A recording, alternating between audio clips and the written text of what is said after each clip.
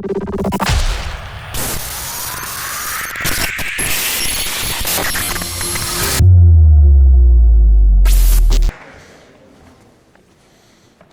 alaikum all.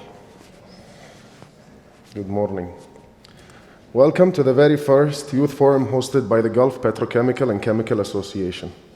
Today we have a very special guest, Othman Almoamar, who is a youth advocate and a policy practitioner, and also a chair of the Y20 engagement group since 2020, which serves as the official youth platform of the G20. He also developed multiple research initiatives that aim to grasp the challenges faced by young people and how to best address them, such as the Global Youth Index, which tracks the youth development in 30 countries, as well as the creation of several youth affairs. Othman also serves as a board member on the Generation Connect board that oversees the International Telecommunication Union's strategy and initiatives.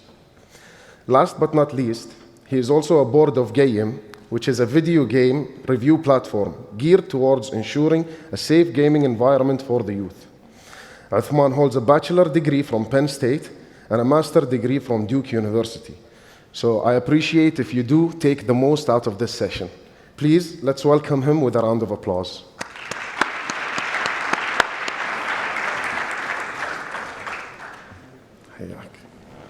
Pleasure. أهلا وسهلا فيكم. So we'll be switching between channel 2 and 1. ايوه channel 1 and 2 علشان السيشن بيكون recorded ولا؟ ايوه. Okay, to start, coming out of the pandemic, the COVID pandemic in 2020 or 2019, it is new for some of the youth about how the changes that have been adapted throughout the sessions. So do you believe it is better or worse now than what we have been through? I think so in 2020 when first COVID happened, at first they thought it was going to be in certain areas of the world, right? And we didn't expect that it will be a worldwide phenomenon. It's going to affect each one of us. يعني بكون صريح معاكم. And I guess for me, during 2020 and at the end of 2019, beginning of 2020, it was particularly challenging. And at that time, كانت رئاسة المملكة لل G20, and I was just selected to chair the Youth 20. We had amazing plans. We're going to bring young people from G20 countries. We're going to put them in Riyadh. We're going to have them in Al-Ula. We're going to move them to Eastern region, for Dammam. We wanted them to see Saudi. And then COVID happened. And for the first time in all of G20's history, it's going to be online. This was doubly sad because it was the first time that the G20 is also hosted in an Arab country.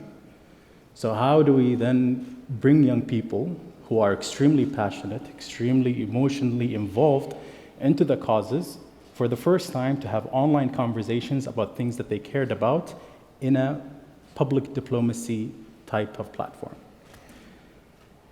And we did our research before we engaged with these 77 delegates from G20 countries and beyond. And of course, one of the things that came up is health. Now, on the onset of the pandemic, the first thing that they talked about was the health effects of the pandemic on the elderly. People who are above 45, who have conceived conditions, that COVID affected them further. And they had a lot of health issues, and this caused them to have a higher risk. But nobody was talking about how young people and COVID would engage together, right? Now, 6 months after the first time that COVID had become a global pandemic, lockdown started to happen. And guess who were the first age group that were kicked out of their jobs? Young people.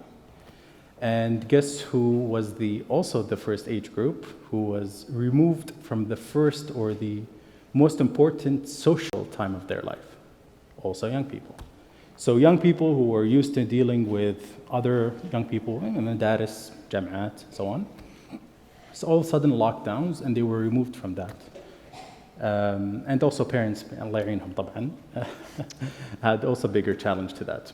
And all of a sudden we started hearing things slowly on the outskirts of people saying, wait, there is a hidden pandemic. We need to take care and look at young people. And all these international organizations, mostly started looking into the unemployment rates, started looking at the financial and the income effects and how COVID would affect young people in the long term financially. However, there was a bigger issue, which was mental health for young people. I'm a gamer, so for me, the lockdowns were amazing, صراحة.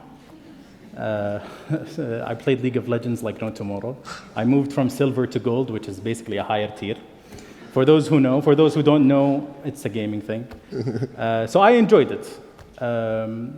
But on the other hand, and this doesn't just affect young people, but also affects all age groups, the lines of work became blurred, right? So no longer do you have the normal times or the accepted times of engaging with your workforce, which is usually from 9 to 5, I suppose.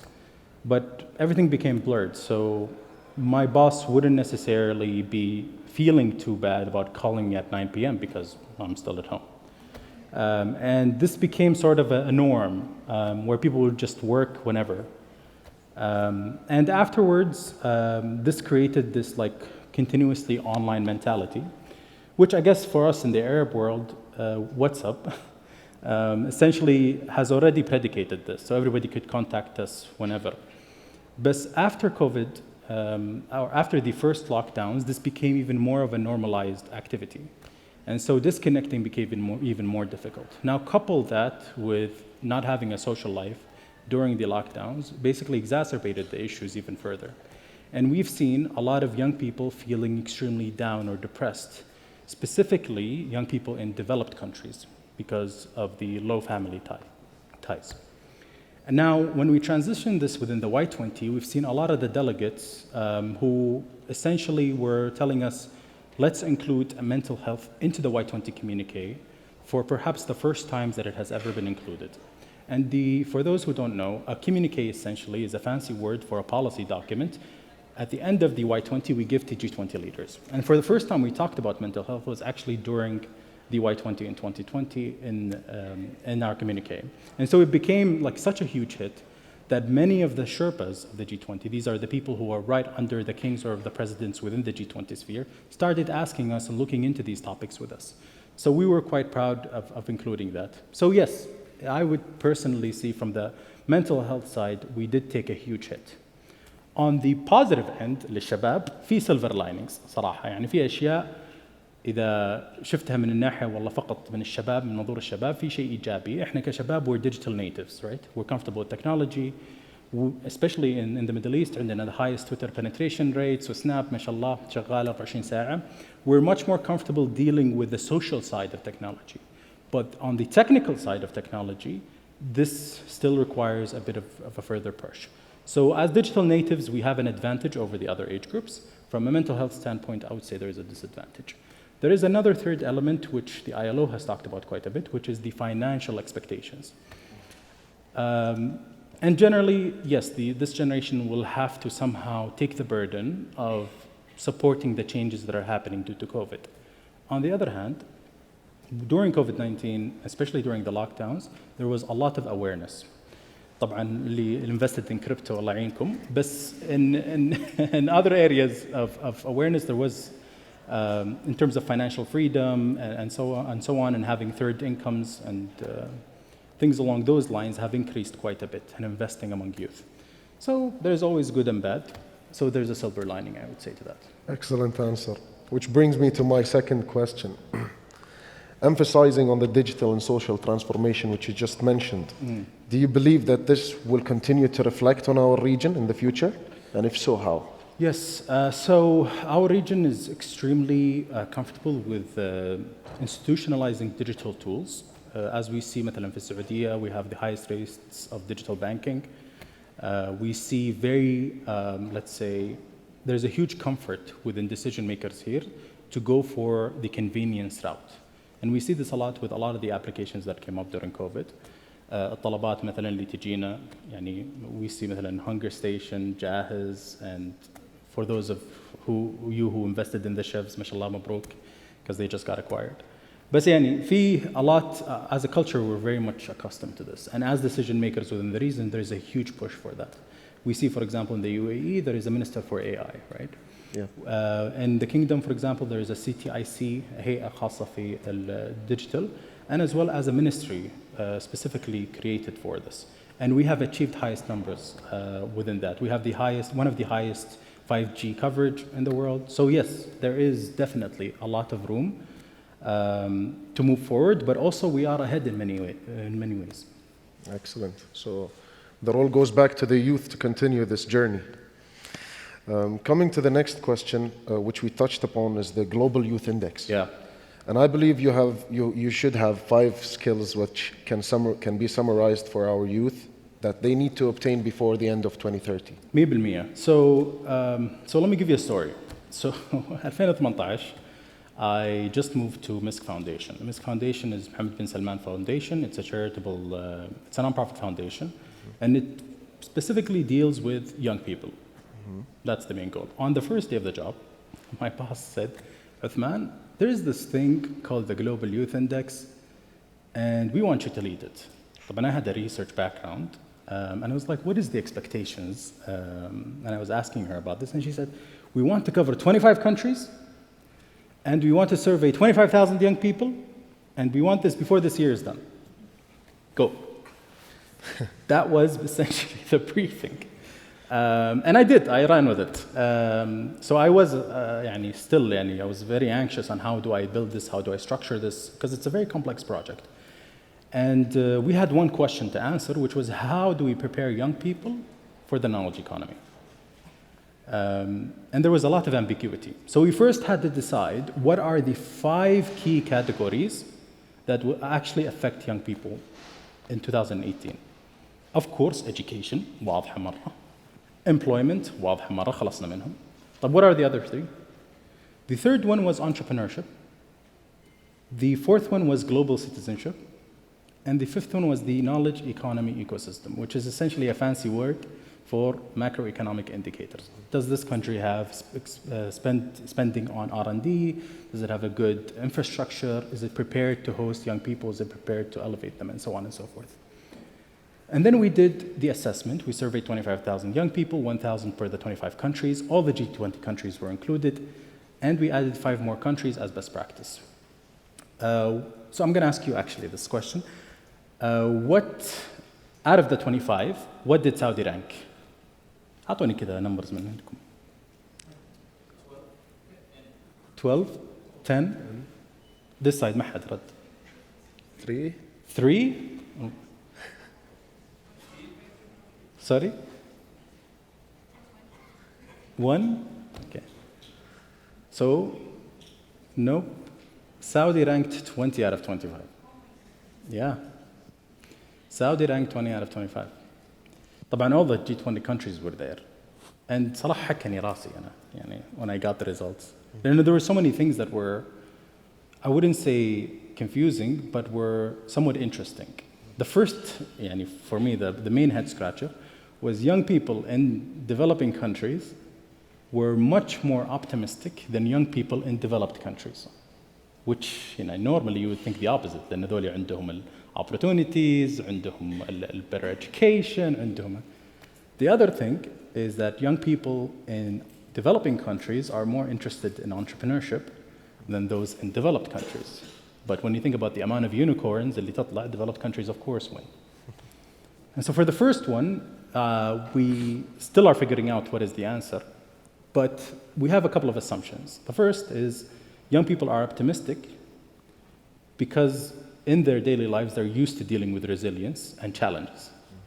While in developed countries, they have a lot more of what life has to offer. So maybe they're not as, they have nothing to, or they don't have as much to look forward to. On the entrepreneurship front, there is a difference between entrepreneurship by want and then there's an entrepreneurship by need, right?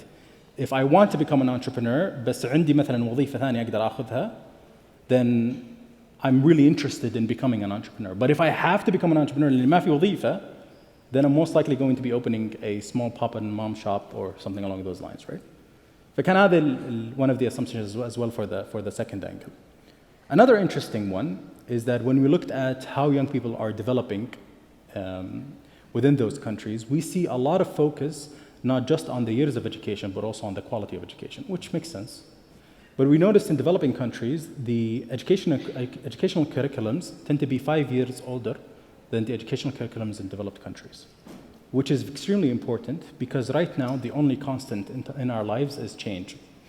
But what's happening now is that change is happening faster and faster. So وتيرة التغيير تصير أسرع. أول كانت تأخذ 4 سنين. Now it's going to take 2 years. Then in the future, because of how fast technology moves, then change might happen in months, weeks, days, ما ندري. So how are you going to be resilient is a key factor on skills. Now I'll move to the question that Muhammad asked, which is what are the 5 skills that you need in 2030, right? ويا حبنا للليستات. كلنا ودنا نعرف وش top 10, وش top 5. So we did this research on Future Skills Report, and we did it in 2018 alongside the index. And we asked ourselves, what are the skills that shabab يبغون, or they will need to learn by 2030 in order for them to be successful, not knowing in the COVID بيصير طبعا. So we went to 6 cities around the world to meet with young people who are living on the outskirts of change. We're not meeting the average Mo or the average Joe in those cities. We're meeting the youth اللي شوي غريبين. You know, you always know them in schools والجامعات. ليش الشاطح هذا? What are they doing? You know. وبعدين فجأة يطلع a billionaire by the age of 25, right? And you're like, what I was doing, right? So one of the things that we went to, and by the way, we didn't go to like the New Yorks of the world. لا رحنا المدن اللي we call them cities in transition. So cities that are on the cusp of being weird. So for example, ورحنا Austin, Texas. ما رحنا New York. ورحنا Chongqing, China. ما رحنا Beijing. We went to Mexico City, Mexico. We went to Berlin, Germany. So we went to cities that are facing a lot of change. And we met with about 17 to 16 young people who I would call more on the, let's say, out there category. And we actually interviewed them. What is your life like? And we had 3-hour sessions with each one. And what we came out with is a spectrum of 5, we call them 5 performance zones. And these are spectrums, so from the extreme right to the extreme left. And essentially, I want to summarize them in 5 key areas. First is self-branding, so knowing how do you communicate yourself. Well, this could happen in many ways. One, as I'm doing right now. Second could be through social media, which is how most influencers do it. Others through words of mouth, which is how in the olden days goes, and so on and so forth. The second area, which is comfort with, we call it digital intelligence or tech intelligence. How comfortable are you with embracing new technological change? And here we talked about things like augmented reality, AI, and so on. Things that are now somewhat trending, back then was somewhat on the outskirts. The third one is social intelligence, which aligns quite well with emotional intelligence, but here we added the projectized component to it, which is, as you all know right now, حتى consulting companies run like this. They run based on projects. They don't run just on functions. So you come in فجأة on a project, you dissipate, you form new teams, you dissipate, you form new teams, you dissipate, and so on and so forth. So how do you manage that change quickly but effectively over time? The fourth area, which is one of my favorites, which is managing complexities. طبعا our life is extremely complex الحين. It's going to be more complex moving forward. So how do you find your zone, as Faris has mentioned? So what are the areas that will get you to understand life as you see it? How can you build mental models to fragment the complexities and try to analyze what you need to analyze in order for you to understand your current situation? And here, there's a lot of predictive analytics that come to it in a digital space, but in your life, basically, how do you hack your social surrounding or the problem that you face, which is learning to learn. The fifth area, which is مرة had COVID into it, which is resilience. So how do you handle not just change in your professional life, personal life, environment, any kind of change that you face? Are you comfortable or are you not with the changes that have happened? And this, we noticed that entrepreneurs score extremely high in because they're comfortable with change, right? Which at the essence is, in many cases, failing. طبعا أنا لما حد يقول لي مثل فارس يعطيه العافية يقول لي like fail often أنا يجيني anxiety صراحة. But he's right? Like we fail every day, we just don't realize it. By the way, right? Realize it, yep. You're right. سنون. You're right. We Yeah. do not realize it. Well, we don't. يعني we fail every day. We never think about it. ترى بس we do. The minor things in life ترى every day happen to us. بس احنا we don't think of it as failing because we habitualized it. And many entrepreneurs, they habitualize failing. So to them, it's no longer failing, it's just a part of the process. And that's, I think, the trick, right? But طبعا don't be too comfortable with failing. يعني أنا ما قصدي كذا بس. And fail, بس fail within, yeah, safely. Exactly. Fail within the risk parameters that you're comfortable with. Somewhere where you can survive that. طبعا there is rewards that come with it or not. But anyway, these are the 5 skills that we looked at. And today, actually, we have started applying them in many cases. True. Let's open the floor for a couple of questions. Just 2 questions. We have time for just 2. Go to the back, Abdullah. Assalamu alaikum. Salam. Hello. Thani from Ma'aden Company. Hello, Allah. I have a small question. How to accomplish the balance between knowledge and experience? How did you consider that in the youth growth? Sure, it's a wonderful question. I think the issue is with separating the two. اللي حاصل حاليا ان we في a set process that was developed in the 1960s, 1940s, 1930s that are still applying to this day. It's being broken, by the way. Which is you learn knowledge in the first 12 years of your educational career. And then you go to college, which you then also take on more knowledge.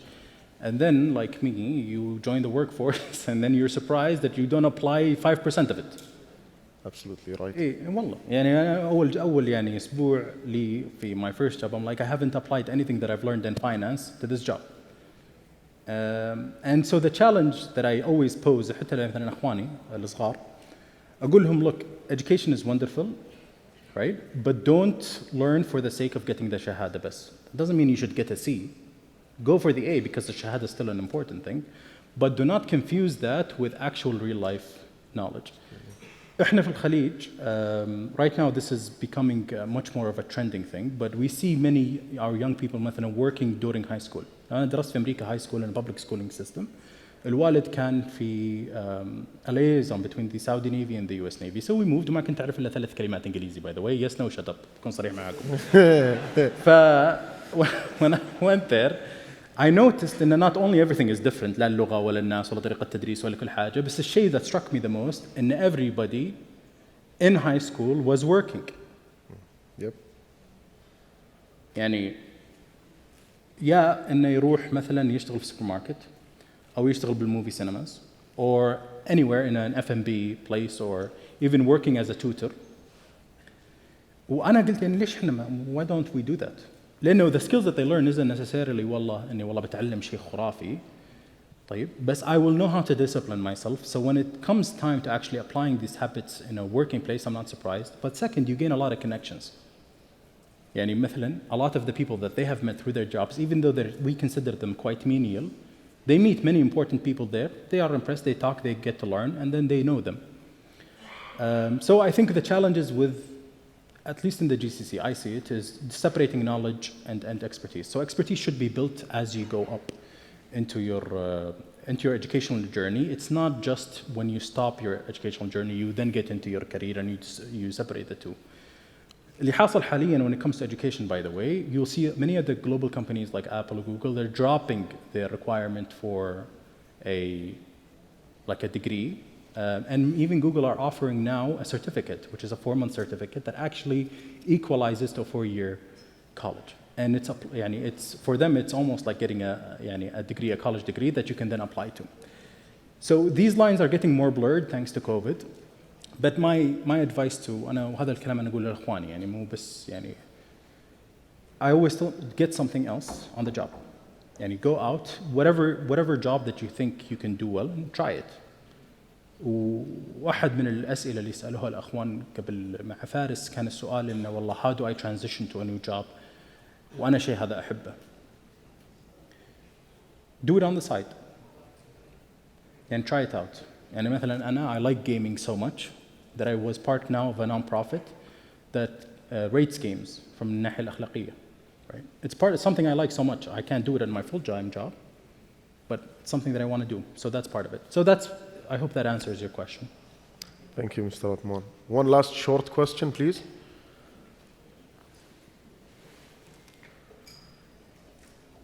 السلام عليكم. عليكم اسمي السلام. عبد العزيز خالد العلي من جامعة أو from Jubail College, sponsored by SIBKIM. I have two questions if you are kind. My first question is, since you like gaming so much, do you think gaming is a hobby or? And my second question is, do you think as a gamer has more side effects or negative side effects more than the positive side effects? Yeah, good question. So I think طبعا هنا يجي السؤال على moderation on the second question, which is, are there positive and negative side effects? So I think this will require a separate session, to be honest, and I أحب the topic this so much. But I will answer this very shortly and say, right now, معظم الجيمز اللي احنا نلعبها are not coming from this region, and we're not the main target audience for it. So the content within those games are generally geared towards a separate audience that don't necessarily align 100% with our values. And I'm not talking here just about violence, I'm talking about everything else, right? But when it comes to content and the positive effects of gaming, طبعاً the first thing that comes up from a physical angle is the hand-eye coordination.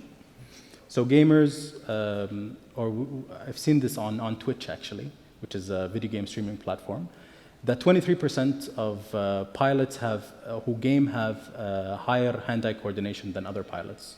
So it does give you some physical effects. There are other games as well that help you with the way that you can engage with mental models. So solving puzzles and so on and so forth. But let's be honest, كلنا بنلعب كود.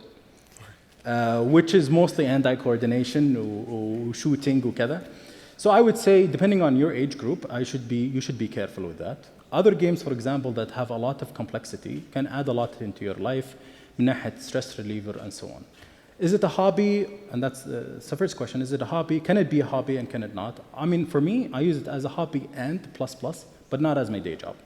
Other people, however, because of this sector is slowly starting to ignite within the kingdom. We see a lot of gaming platforms happening for Neom and investments happening by PIF through Savvy and the recent video game strategy. It's becoming more of a sector here. So you can certainly take that on. It depends on how you want to move into that field. If, like me, for example, I can be a programmer, but it will take me maybe 150% of my energy to become so, even because I don't have the pre-required knowledge. However, I work in international affairs, right? So I could be, for example, an advocate for Arabic values or Islamic values or what have you within the gaming sector مثلا في المملكة, and I can transition into that. And I'm slowly starting to do that, for example, within the nonprofit that I'm in. So you can technically make your career out of it. It might just take you a bit of a harder transition depending on where you have started. But on the positive and negative sides, there's a positive and negatives to everything in life. There are some positive elements, but there are also many. And also those are quite correlated with your age group. من ناحية مثلا content, I would worry more about that if you're younger. If you're older, it's more about what time do you want to allocate for that versus the opportunity cost of spending that hour playing League while doing something much more productive. Thank you very much. شكرا لكم. I think very inspirational, and I'm 100% sure everybody will customize their own path towards that end of the journey. Thank you very much. Please give us a round of applause for Mr. Othman one more last time.